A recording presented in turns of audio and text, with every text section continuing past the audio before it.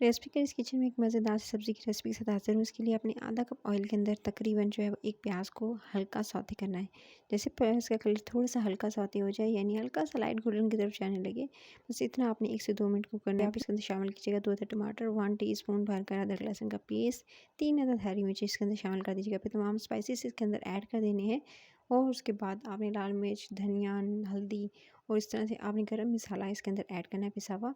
और उसके साथ ही आपने थोड़ा-सा इसके अंदर शामिल करना है कुटी लाल मिर्च को और उसके बाद तमाम स्पाइस ऐड करके इसको अच्छे से भुनाई करनी है। जब अच्छे से टमाटर गल जाएँ, सॉफ्ट हो जाएँ और अच्छे से मसाला रेडी हो जाए, तेल साइडों पर आने लगे, तभी आप इसके अंदर शामिल कर दीजिएगा।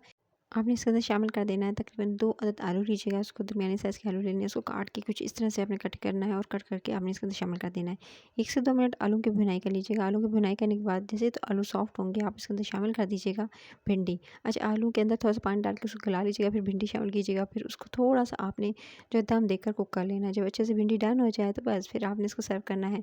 रेसिपी अच्छी लगे तो लाइक, शेयर, चैनल रेसिपी करिस को सब्सक्राइब कर लीजिएगा।